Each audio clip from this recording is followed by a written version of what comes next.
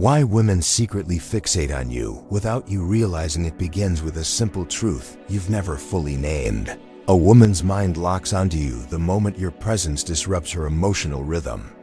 Not because you try, but because your composure forces her instincts to work in silence. And that's the part men overlook. You think nothing happened. She thinks everything did.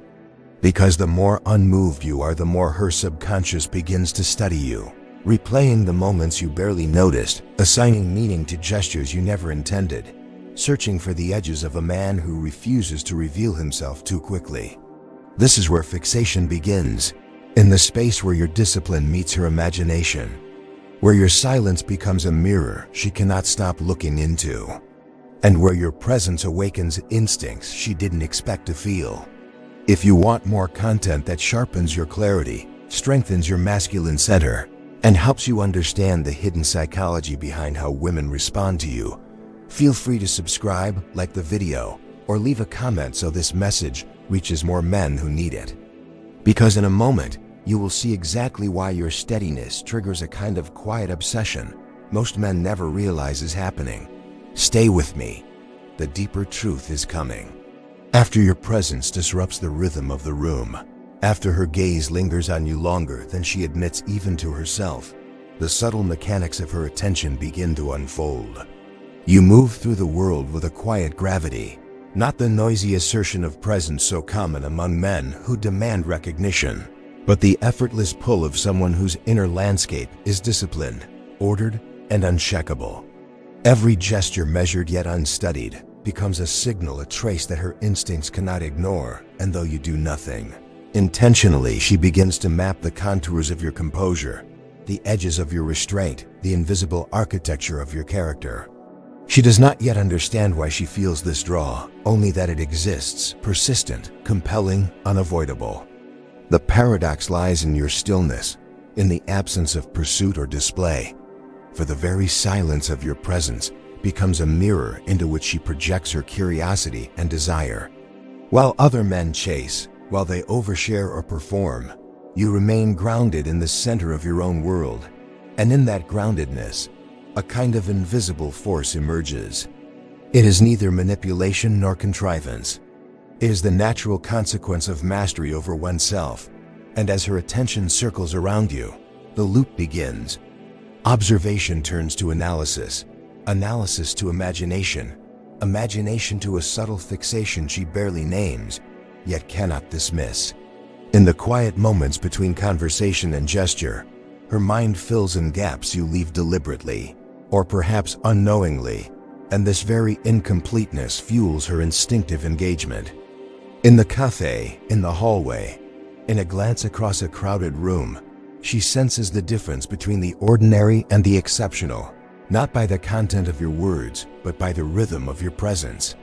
You are deliberate, yet fluid, restrained, yet magnetic, and though the world presses around her with urgency and distraction, she cannot help but return to the anomaly of your composure, to the rare quality that she perceives in subtle motion, in pauses that feel heavier than speech, in the quiet command that does not announce itself, but nonetheless dominates the space. She watches, and in watching, she begins to anticipate, to imagine, to study, and in that process, a form of quiet obsession begins to crystallize, an unconscious acknowledgement of a man whose mastery is both internal and reflected outward. Her fixation is a product of contrast.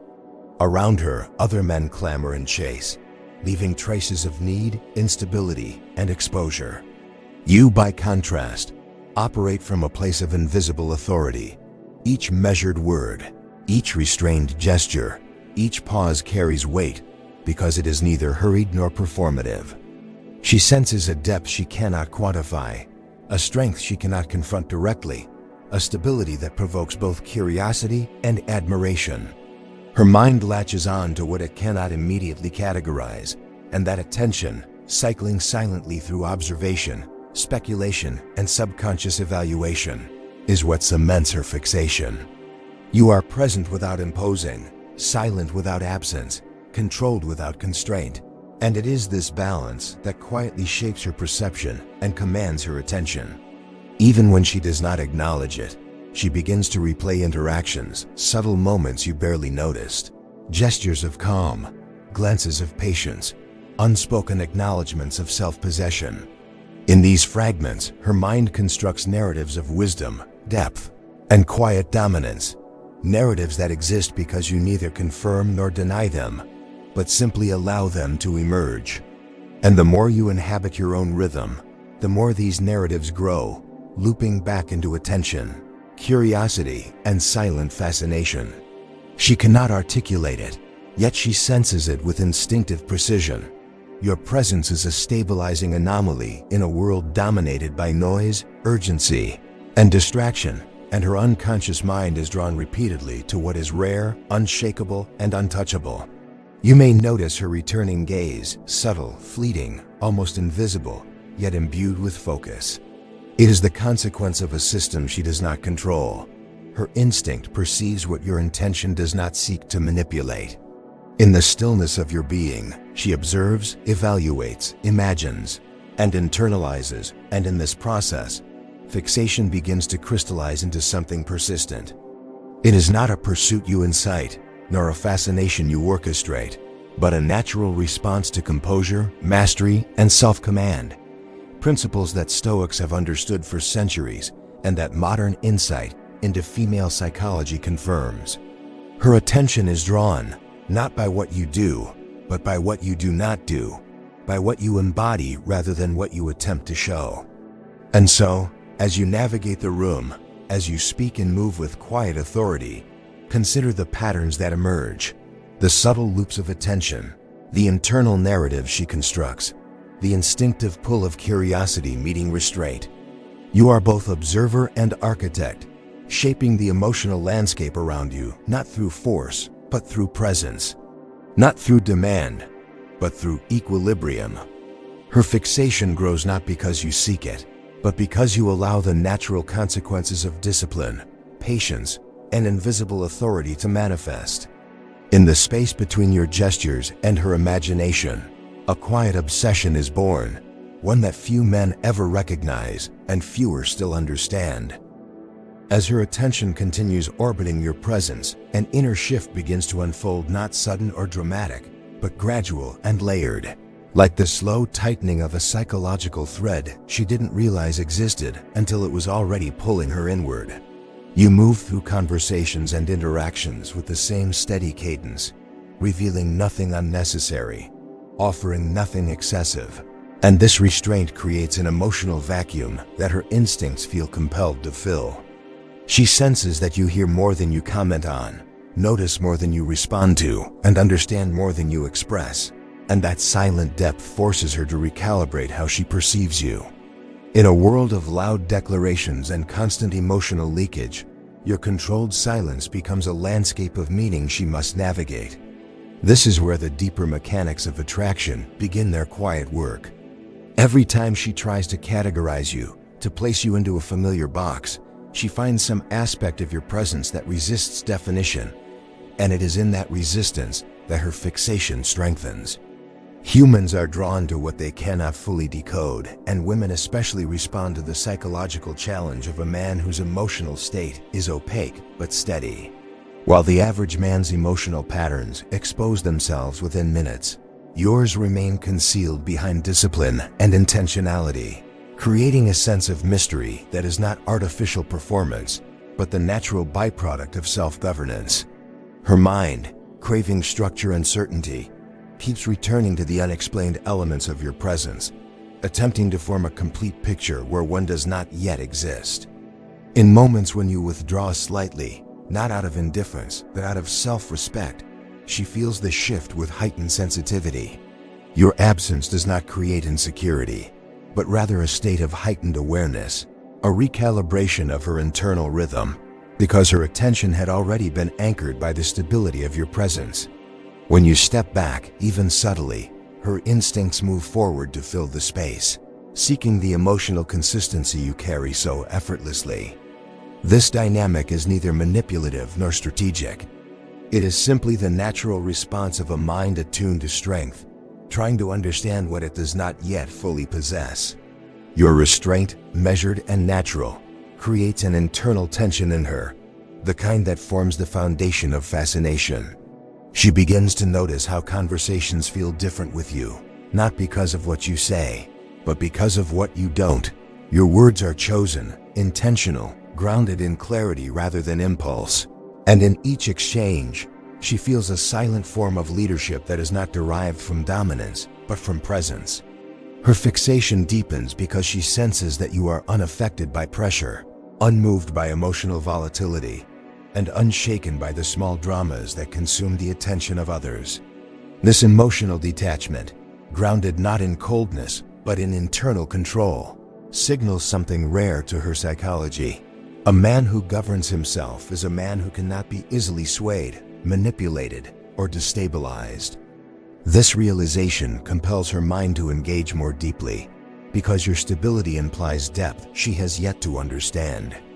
As days or interactions pass, she notices subtle details she had previously ignored. The way you pause before speaking, the precision of your eye contact, the calm pacing of your mannerisms, the way you listen without the need to respond immediately. These small elements accumulate into a psychological impression far stronger than any grand gesture could create. She begins replaying your encounters not for your words, but for the emotional tone beneath them, searching for cracks in your composure, hints of inconsistency, or signs of hidden vulnerability. Yet each time she examines the memory, she finds only the same steady presence, and this consistency becomes a form of quiet authority that anchors her attention even further. Her fixation intensifies because you reveal your character indirectly, through behavior rather than performance. While others tell her who they are, you show her through restraint, discipline, and the unspoken confidence that accompanies mastery over one's inner world. She feels this contrast deeply, not consciously at first, but instinctively, because human attraction is not built solely on visible traits, but on emotional signals, subconscious cues, and the psychological frameworks that guide instinct. Your calmness suggests capability, your steadiness suggests reliability, your restraint suggests intention, and each of these qualities triggers an instinctive response in her that she struggles to articulate. Over time, her attention becomes less of a choice and more of a reflexive response to your presence. Even when she is occupied with other tasks, her mind returns to the puzzle of you, the man who does not chase, who does not display, who does not perform yet, who commands the room with a form of quiet gravity. She may not speak it, she may not show it, but internally, she has begun to place you into a rare, psychological category reserved for men who embody a form of strength she recognizes but seldom encounters. Your composure forces her to confront her own emotional rhythms. Your silence prompts her introspection. Your stillness disrupts her usual patterns of evaluation. And as these internal adjustments take shape, her fixation evolves from curiosity into something deeper, a sustained engagement of her subconscious with the presence you carry. By the time she realizes the depth of her attention, the process has already progressed beyond her control. What began as observation has shifted into emotional gravity, a pull shaped not by performance, but by presence, not by pursuit, but by restraint. You stand at the intersection of what she understands and what she desires to understand, and this intersection becomes the psychological terrain where her fascination grows. In this space, her instincts, imagination, and perceptions blend into a quiet obsession, generated not by anything you force, but by everything you naturally embody. As her attention settles deeper into the quiet orbit around your presence, something inside her begins to shift in a way she did not intend and cannot fully resist. The more she studies you, the more she realizes that her attraction is no longer rooted in the surface-level excitement that fades quickly, but in a deeper recognition of a man who does not fold under pressure or dilute himself for approval. Your steadiness becomes a point of contrast against her own shifting emotions, and this contrast forces her to confront a truth she rarely encounters. A man who is centered creates a gravitational pull stronger than charm, wit, or aesthetics. She starts noticing how her thoughts drift toward you at unexpected moments, not because you ask for attention, but because your presence lingers in her subconscious, like a question she has not yet answered. What unsettles her most is the realization that you affect her without trying, that her emotional rhythm bends subtly whenever you enter or exit her world, and that this unspoken influence reveals more about her than it does about you.